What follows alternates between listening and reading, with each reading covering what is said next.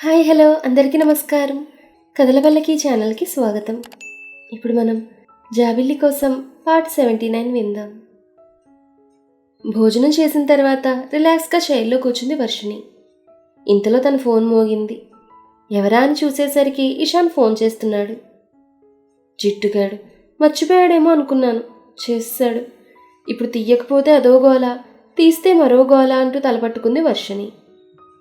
కానీ అదే పనిగా రింగ్ అవుతుంటే ఇంకా సౌండ్ భరించలేక ఫోన్ లిఫ్ట్ చేసింది. హనీ డార్లింగ్, లంచ్ అయిపోయిందా? తీయగా అడిగాడు ఇషాన్. తినకపోతే నువ్వు తినిపిస్తావా అనబోయి అతను ఏమంటాడో గుర్తొచ్చి అయిందంది. స్పెషల్ ఏంటి అన్నాడు. ఇదడగానే ఫోన్ చేసావా? కోపం వస్తున్నా కూడా అణుచుకుంటూ అంది. నువ్వేగా మధ్యాహ్నం ఫోన్ చేయమన్నది, అందుకే చేశాను. ఏదో ఒకటి మాట్లాడాలి కదా సాగదీస్తూ అన్నాడు. ఏదో ఊరికే అన్నాను, అది పట్టుకుని ఫోన్ చేయాలా? ప్లీజ్, నాకు చాలా వర్క్ ఉంది, వదిలేయచ్చు కదా. ఒక 10 minutes రెస్ట్ తీసుకుంటాను, మళ్ళీ నాకు మీటింగ్ ఉంది బ్రతిమలాడుతున్న ధోరణిలో అంది వర్షిణి. అదంతా గొడవ పెట్టుకుంటే అవ్వదు. జిడ్డులా పట్టుకుని వదలడు. పదే పదే ఫోన్ చేసి విసిగిస్తాడు, సాగదీసి చంపుతాడు. దానికంటే బ్రతిమలాడుకోవడమే మంచిది. ఈసారి దొరుకుతాడుగా, అప్పుడు అబ్బాయి గారికి తన స్టైల్లో చుక్కలు చూపిస్తాననుకుంది వర్షిణి. ఇక్కడ ఇషాన్, నా హనీ ఏంటి సడన్గా చేంజ్ అయింది? ఇక్కడున్నప్పుడు నా మీద రాక్షసులా విరుచుకుపడేదానివి, వైజాగ్ వెళ్ళగానే అప్పటి హనీలా మారిపోయావా? అందుకేనా నాతో ఇంత సాఫ్ట్గా మాట్లాడుతున్నావు? అరే, నేను వచ్చుంటే ఎంత బాగుండేది. మిస్ అయ్యాను. అక్కడే ఉండు, నేను ఈవినింగ్ కల్లా వచ్చేస్తాను. ఈ నైట్ మనం అక్కడ గడుపుదాం. ఆ రోజులెంత బాగుండేవో కదా హనీ. మనం ప్రేమగా తిరిగిన వైజాగ్ రోడ్లు, ఆ బీచ్ అన్నీ గుర్తొస్తున్నాయి హనీ. నీకు బీచ్ అంటే చాలా ఇష్టం కదా, ఎప్పుడూ అక్కడికే వచ్చేదానివి. ఇంకెక్కడికన్నా వెళ్దామన్నా పెద్దగా ఇష్టపడేదానివే కాదు. గంటలు గంటలు కబుర్లు చెప్పుకునేవాళ్ళం కదా, టైం ఎలా గడిచేదో తెలిసేది కాదు. ఈసు అంటూ ఎంత ప్రేమగా పిలిచేదానివి. నీ కళ్ళల్లో నా పట్ల ప్రేమ చూసి గర్వంతో పొంగిపోయేవాణ్ణి హనీ. ఒక్కరోజు నేను కనిపించకపోతే నీ కళ్ళు నన్ను ఎంతగా వెతుక్కునేవి.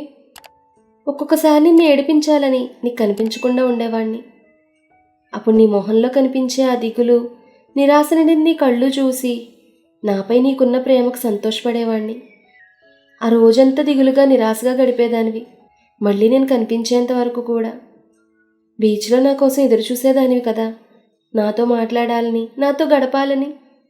నన్ను చూడగానే నీ కళ్ళల్లో మెరిసే మెరుపు, ఆ సంతోషం నాకు ఇంకా గుర్తుంది హనీ. ఇప్పుడు అలాంటి పరిస్థితిలో నేనున్నాను హనీ. నీకోసం ఎదురు చూస్తున్నాను.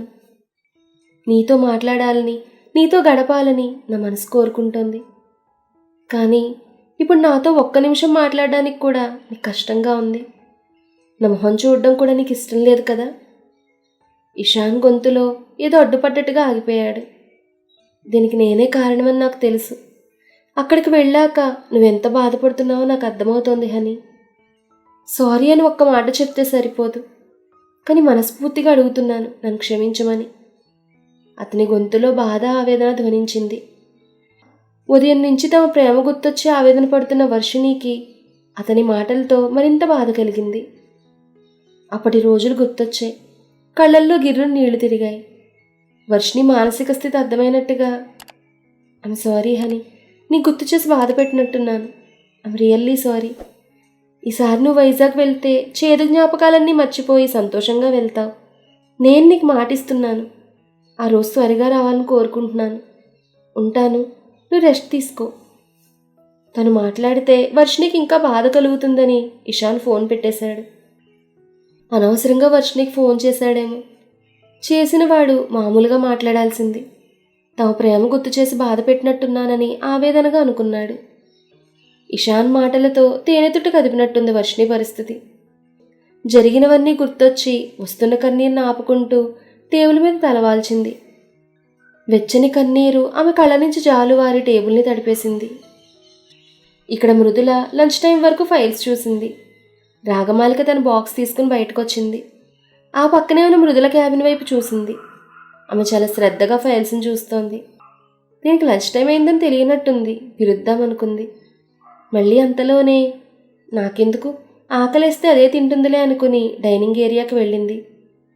మృదులకు లంచ్ టైం అయిందన్న విషయం తెలియదు. ఫైల్స్ చూస్తోంది.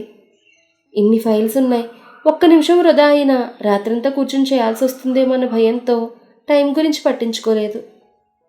లంచ్ టైం కావడంతో సంగీత మృదుల కోసం తన సెక్షన్కి వచ్చింది. లంచ్ టైం కావడంతో అక్కడ ఎవ్వరూ కనిపించలేదు. ఆమె మృదుల ఎక్కడుందని చూస్తుండగా, ఎవరు కావాలి మేడం అని అడిగాడు శివ. మృదుల ఈరోజు జాయిన్ అయింది తన మేనేజర్గా. తన క్యాబిన్ ఎక్కడా అని అడిగింది. శివ చూపించడంతో క్యాబిన్కి వెళ్ళింది. డోర్ నాక్ చేస్తున్న శబ్దం కూడా మృదులకు వినపడలేదు. అంత దీక్షగా ఫైల్స్ చూస్తోంది. డోర్ తీసుకుని లోపలికి వెళ్ళింది సంగీత.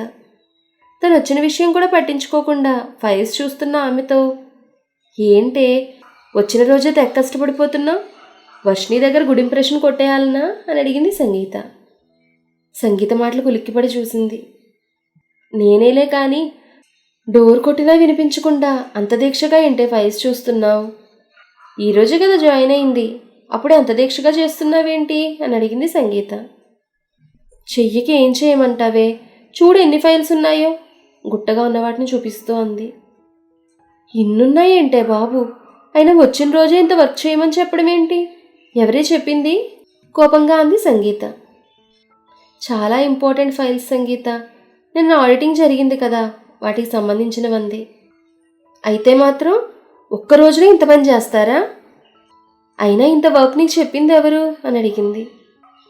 ఇక్కడ ఇన్ఛార్జ్ ఉంది కదా, తనే చెప్పింది. ఇవన్నీ చూడాలట సాయంత్రం లోపు అంది.